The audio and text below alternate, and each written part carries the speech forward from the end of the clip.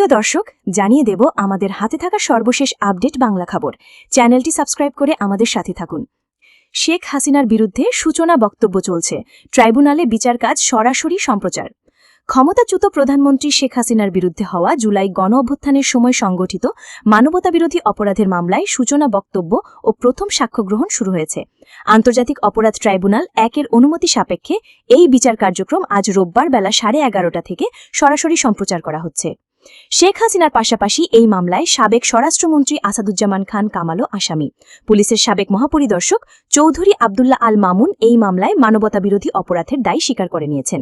সেই সঙ্গে তিনি এই মামলায় অ্যাপ্রুভার বা দোষ স্বীকার করে ঘটনার সত্য বিবরণ প্রকাশ করেন যে আসামি, সাধারণত তিনি রাজসাক্ষী হিসেবে পরিচিত। ক্ষমতাচ্যুত প্রধানমন্ত্রী শেখ হাসিনার বিরুদ্ধে হওয়া জুলাই গণ অভ্যুত্থানের সময় সংগঠিত মানবতাবিরোধী অপরাধের মামলায় সূচনা বক্তব্য শুরু হয়েছে। 5 অভিযোগ। শেখ হাসিনা ও আসামিদের বিরুদ্ধে এই মামলায় মোট 5টি অভিযোগ আনা হয়েছে। প্রথম অভিযোগে বলা হয়েছে, গত বছরের 14 জুলাই গণভবনে এক সংবাদ সম্মেলনে আন্দোলনকারী ছাত্রছাত্রীদের রাজাকারের বাচ্চা ও রাজাকারের নাতিপুতি উল্লেখ করে উস্কানিমূলক বক্তব্য দেন শেখ হাসিনা। এরপরে প্রেক্ষিতে আসাদুজ্জামান খান, চৌধুরী আবদুল্লাহ আল মামুন সহ তৎকালীন সরকারের অন্যান্য ঊর্ধ্বতন কর্তৃপক্ষের প্ররোচনা, সহায়তা ও সম্পৃক্ততায় আইন শৃঙ্খলা রক্ষাকারী বাহিনী ও সশস্ত্র আওয়ামী সন্ত্রাসীরা ব্যাপক মাত্রায় ও পদ্ধতিগতভাবে নিরীহ নিরস্ত্র ছাত্র জনতার উপর আক্রমণ করে। গুলি করে 1,500 ছাত্র জনতাকে হত্যা করা হয়। আহত হন প্রায় 25,000। দ্বিতীয় অভিযোগ, হেলিকপ্টার, ড্রোন ও প্রাণঘাতী অস্ত্র ব্যবহারের মাধ্যমে আন্দোলনকারীদের নির্মূল করার নির্দেশ দেন শেখ হাসিনা। তৎকালীন স্বরাষ্ট্রমন্ত্রী ও আইজিপি তাদের নিয়ন্ত্রণাধীন ও অধীন আইন শৃঙ্খলা রক্ষাকারী বাহিনীর সদস্যদের মাধ্যমে সেই নির্দেশ কার্যকর করেন। গত বছরের 14 জুলাই ঢাকা বিশ্ববিদ্যালয়ের তৎকালীন উপাচার্য ASM মাকসুদ কামাল এবং 18 জুলাই ঢাকা দক্ষিণ সিটি কর্পোরেশনের সাবেক মেয়র ফজলে নূর তাপসের সঙ্গে কথা বলেন শেখ হাসিনা। দুজনের সঙ্গে কথোপকথনের পৃথক অডিও রেকর্ড থেকে জানা যায়, আইন শৃঙ্খলা রক্ষাকারী বাহিনী ও সংশ্লিষ্ট বাহিনীগুলোকে মারণাস্ত্র ব্যবহার করার নির্দেশ দিয়েছিলেন তিনি। সেই নির্দেশ তৎকালীন স্বরাষ্ট্রমন্ত্রী ও আইজিপির মাধ্যমে সব বাহিনীর কাছে দেওয়া হয়। পাশাপাশি আওয়ামী লীগ ও তার অন্যান্য অঙ্গ সংগঠন এবং 14 দলীয় জোটের কাছেও এই নির্দেশ চলে যায়। সেই নির্দেশের আলোকে মানবতা বিরোধী অপরাধ সংগঠিত হয়। এর দায়ে তাদের অর্থাৎ হাসিনা, আসাদুজ্জামান ও মামুনের বিরুদ্ধে সুপিরিয়র রেসপন্সিবিলিটির আওতায় অভিযোগ গঠন করা হয়েছে। তৃতীয় অভিযোগ, রংপুরে বেগম রোকেয়া বিশ্ববিদ্যালয়ের ছাত্র আবু সাইদকে গুলি করে নির্মমভাবে হত্যা করার ঘটনায় শেখ হাসিনার পাশাপাশি আসাদুজ্জামান ও মামুনকে অভিযুক্ত করা হয়েছে। চতুর্থ অভিযোগ, রাজধানীর চানখারপুলে আন্দোলনরত নিরীহ নিরস্ত্র 6 জনকে গুলি করে হত্যার ঘটনায় শেখ হাসিনার পাশাপাশি তাদের 2 জনকে অভিযুক্ত করা হয়েছে। পঞ্চম অভিযোগ, শেখ হাসিনা, আসাদুজ্জামান ও মামুনের বিরুদ্ধে আশুলিয়ায় নিরীহ নিরস্ত্র 6 জনকে পুড়িয়ে মারার ঘটনায় অভিযুক্ত করা হয়েছে। শেখ হাসিনার বিরুদ্ধে এ পর্যন্ত ট্রাইব্যুনালে মোট 4টি মামলা হয়েছে। এর মধ্যে 2রা জুলাই আদালত অবমাননার একটি মামলায় তাকে 6 মাসের বিনাশ্রম কারাদণ্ড দিয়েছেন ট্রাইব্যুনাল। আওয়ামী লীগের শাসনামলে গুম, খুন ও নির্যাতনের ঘটনায় শেখ হাসিনা সহ 11 জনের বিরুদ্ধে মানবতা বিরোধী অপরাধের আরেকটি মামলা রয়েছে। 24 আগস্ট এই মামলায় তদন্ত প্রতিবেদন দাখিলের দিন নির্ধারিত। এছাড়া শেখ হাসিনাকে আসামি করা হয়েছে মতিঝিলের শাপলা চত্বর সহ দেশের বিভিন্ন অঞ্চলে হেফাজতে ইসলামের নেতাকর্মীদের হত্যা নির্যাতনের অভিযোগে করা মামলাতেও। এই মামলায় তদন্ত প্রতিবেদন দাখিল করার কথা 12 আগস্ট। এদিকে কর্মদিবসে সমাবেশ, রাজধানী জুড়ে তীব্র যানজট। রাজধানীতে কর্মদিবসে সকালে 2টি রাজনৈতিক দলের পৃথক সমাবেশের কারণে দেখা দিয়েছে তীব্র যানজট। রোববার 3 আগস্ট সকাল থেকেই শহরের বিভিন্ন এলাকায় যানবাহনের ধীরগতি ও দীর্ঘ যানজটে চরম ভোগান্তিতে পড়েছেন অফিসগামী মানুষ ও পরীক্ষার্থীরা। জুলাই আগস্ট গণ অভ্যুত্থান, শোক ও বিজয়ের প্রথম বর্ষপূর্তি উপলক্ষে ছাত্রদলের উদ্যোগে শাহবাগ মোড়ে ছাত্র সমাবেশ এবং এনসিপির আয়োজনে কেন্দ্রীয় শহীদ মিনারে জুলাই ঘোষণাপত্র ও সনদের দাবিতে জনসমাবেশ অনুষ্ঠিত হচ্ছে।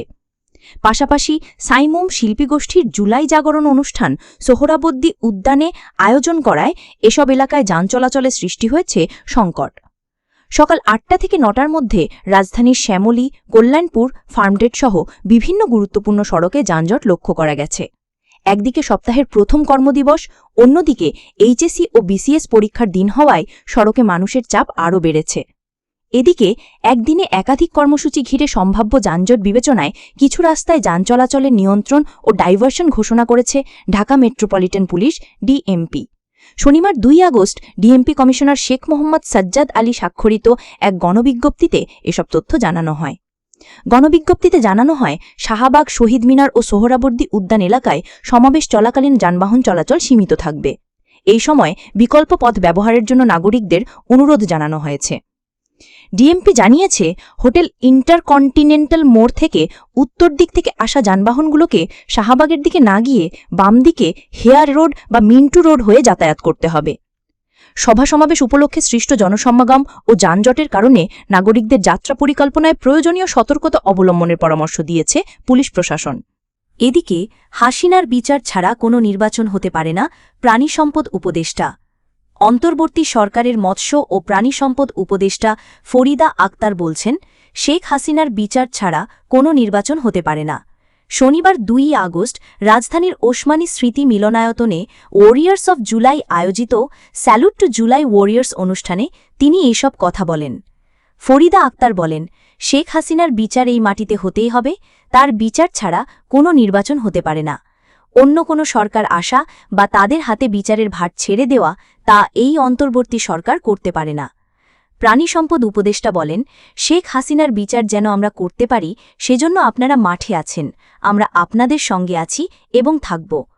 তিনি আরও বলেন, রাষ্ট্রের কোনো মেরামতের পরিবর্তন না করে শুধু সরকার পরিবর্তনের জন্য উঠে পড়ে লেগেছি। আমরা কিন্তু এখনও কোনো রাষ্ট্রের পরিবর্তন বা সংবিধানের পরিবর্তন করিনি। যে সংবিধানের মাধ্যমে ফ্যাসিবাদ প্রতিষ্ঠিত হয়েছে তা এখনও বহাল আছে। কাজেই এই সংবিধান ও রাষ্ট্র রেখে শুধু সরকার পরিবর্তন করে আমার মনে হয় আমরা তেমন কিছু অর্জন করতে পারব না। মৎস্য উপদেষ্টা বলেন, ফ্যাসিবাদ নানাভাবে রয়েছে, এর বিরুদ্ধে কাজ করতে হবে। সবাই মিলে আমরা রাস্তায় থাকব, আমরা আপনাদের বাইরের কেউ নই। এদিকে আলোচনায় জাতীয় নাগরিক পার্টির উত্তরাঞ্চলের মুখ্য সংগঠক সার্জি সালাম বলেন, বিভিন্ন রাজনৈতিক দলের নেতাকর্মীদের একাংশ ক্ষমতাসীনদের দোসরদের অর্থের বিনিময়ে আশ্রয় প্রশ্রয় দিচ্ছে। জুলাই যোদ্ধাদের রক্তের বিনিময়ে অর্জিত আন্দোলনের মর্যাদা যেন কিছু দুর্নীতিপরায়ণ ব্যক্তি লুটপাট করে নষ্ট না করে। তিনি আরও বলেন, জুলাই যোদ্ধাদের নামে এখন অনেকেই টাকার লেনদেনে জড়িয়ে পড়েছে। এমনকি কেউ কেউ নিজেদের সমন্বয়ক পরিচয় দিয়ে দুর্নীতি করছে। এসব ব্যক্তিকে আইনের হাতে তুলে দেওয়া জরুরি। এ সময়ে অনুষ্ঠানে আহত শিক্ষার্থী জুলাই যোদ্ধাদের হাতে শিক্ষাবৃত্তি তুলে দেওয়া হয়।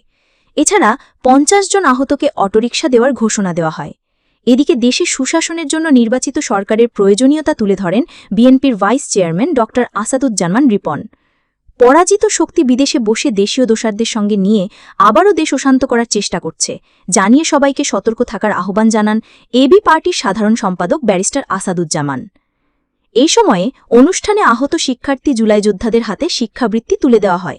এছাড়া ৫০ জন আহতকে অটোরিকশা দেওয়ার ঘোষণা দেওয়া হয়।